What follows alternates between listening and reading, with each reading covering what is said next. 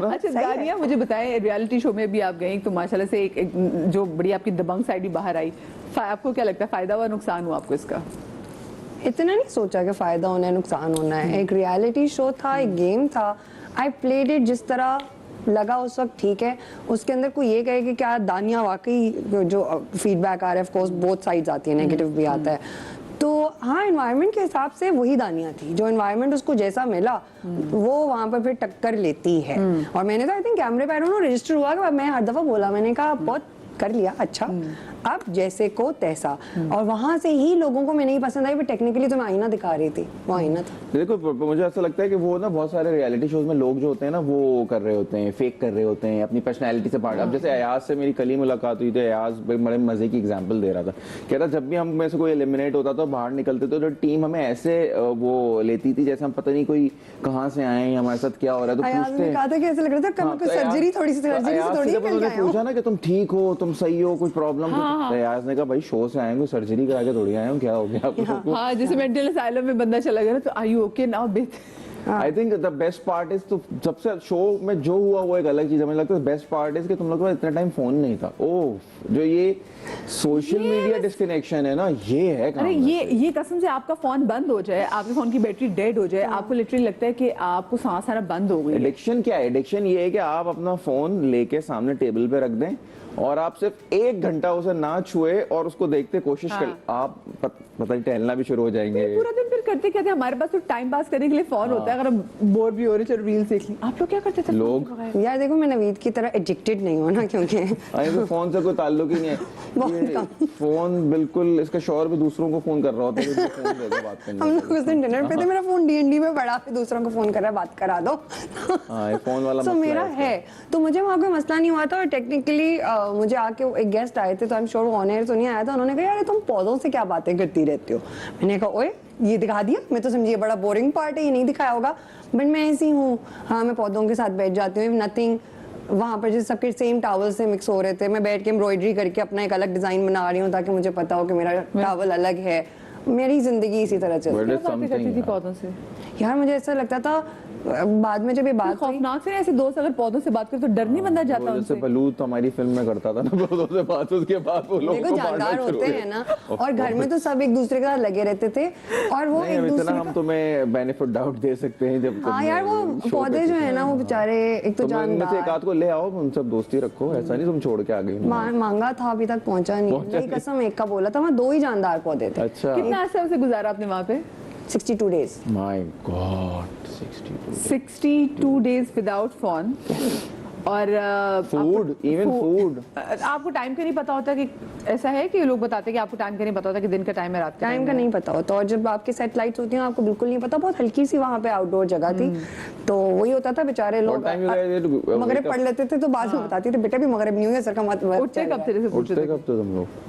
I think 7:38 I think. Oh my God. अच्छा चलो, routine अच्छी हो गई। हाँ, अब तो घर के बर्तन मांजने में जरा मुश्किल नहीं होती होगी, खाना बनाने में मुश्किल नहीं होती होगी। वो कभी नहीं हुई। उस दिन हम डिनर पे बैठने लगे ना, तो मैं इसको बोला, मैं कहा तुम्हें चाय पराठा मंगा दूं, उसकी आदत है तुम लोगों को खाने की। अच्छा, आप इसे दोनों से मेरा सवाल है कि ड्रामा इंडस्ट्री में, क्योंकि ये बड़ी टफ किस्म की इंडस्ट्री है, इसमें इन रहने के लिए कौन सी ऐसी 3 चीजें जो जरूरी हैं? हाँ बताएं, पहले आप बताओ, पहले से हमसे। आई थिंक सबसे पहले तो you have to stay fit, look nice. बहुत ही हमारी वो वाली इंडस्ट्री है कि प्यारे पप्पू अच्छे लगेंगे तो आप काम करेंगे, वो आप टैलेंट बेस्ड इतना हमारा ज़्यादा नहीं है। Second, should be well connected. Third, social media बहुत टाइट होना चाहिए। ये तुम्हारी तीनों चीजें मेरी वाली जो है ना वैलिडेट नहीं कर रही है, तो हमारा क्या होगा बॉस? दानी को क्या लगता है कि कौन सी 3 चीजें इंपॉर्टेंट है? मुझे लगता है सबसे पहले आपका पर्पस क्लियर होना चाहिए कि आपने क्या करना है और आप उस टाइप का काम कर रहे हो या just what ever is coming your way. पहला आपका पर्पस क्लियर होना चाहिए।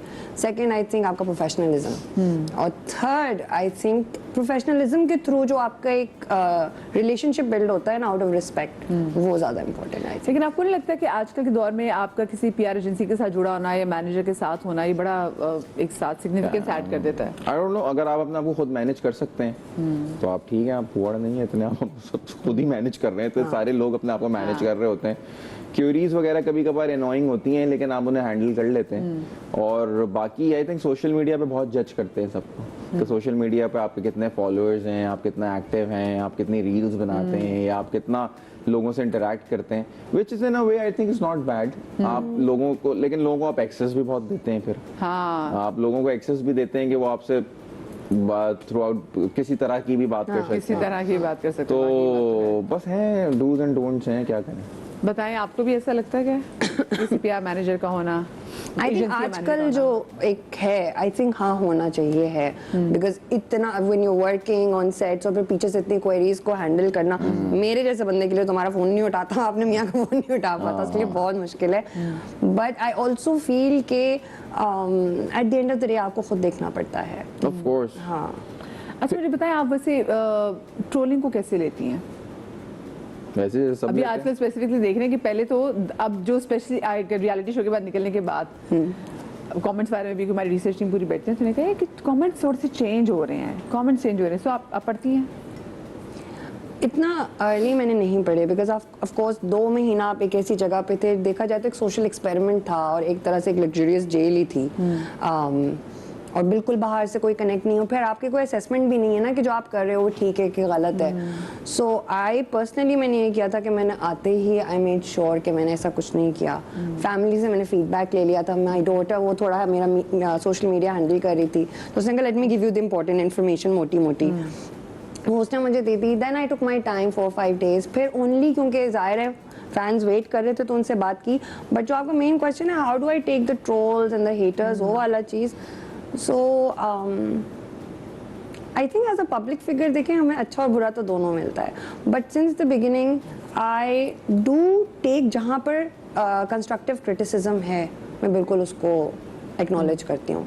बाकी आपको पता लग जाता है कुछ लोगों का और कुछ हॉबी होती नहीं, वो यही करते हैं। अच्छा, जैसे आपको लगता है कि जो डिसीजन और रियलिटी शो का जो जीते हैं वो सही आपको लगा कि ऑन मेरिट हुआ ये? सच बताना है, नहीं दानिया सच बताना। आज तो मेरे दोनों गेस्ट ऐसे हैं जो सच बोलने वाले। हाँ देखो, मैसेज से कनेक्ट करे कोई जो हर वक्त हंसता खेलता एंटरटेन करता रहे, and I would say Akeel was the super entertainer.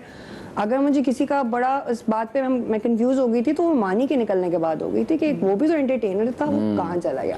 I think show में पूरा पैकेज चाहिए होता है ना, नॉट ओनली एंटरटेनमेंट, उनकी पूरी पर्सनालिटी, वो शो को 24/7 जो है वो फिर आप दिखाएं अपने आप को। मानी के लिए मतलब Mani was looking after the kitchen, Mani was looking after other things, entertain, मतलब जब घर में सब लोग थोड़े से गुमसुम हो जाते थे या टास्क को लेके परेशान होते थे, मानी वो literally come in and create something. तो उसके चले जाने के बाद काफी हम लोग कंफ्यूज हो गए थे कि चाहते क्या हो वाली बात है। आवाम या आप ट्रोल्स को लेते हैं सीरियसली? बिकॉज आप तो कुछ भी चीज हो तो अपनी कोई भी बिलीव्स को सामने रख देते हैं इंस्टाग्राम पे। ट्रोल्स मतलब I don't take them seriously, लेकिन बस मुझे ये होता है कि वो बस हर जगह हर तरह से हर चीज लिखना शुरू हो जाते हैं कि वो एक मुझे अच्छा नहीं लगता कि यार थोड़ी सी लिमिट्स होनी चाहिए, थोड़े से एथिक्स होने चाहिए।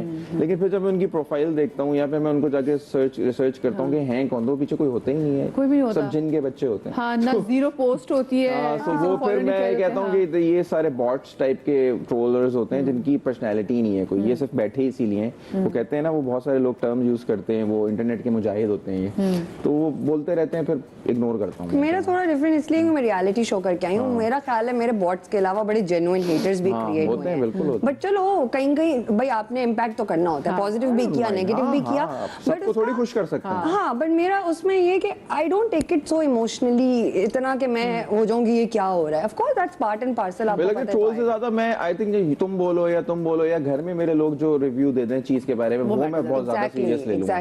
वो मैं कहूंगा यार देखो उसको पसंद नहीं आया, इसका मतलब कोई ना कोई प्रॉब्लम थी उसमें, या अच्छा बोला उसने तो अच्छा था। And one more thing, I think जनाब एक ब्रेक, क्योंकि हमारी बातें तो चलती रहेंगी। जब हम ब्रेक से वापस आएंगे तो दिल की बात हमारा सेगमेंट होगा, कहीं में जाएगा। ब्रेक के बाद मिलते हैं।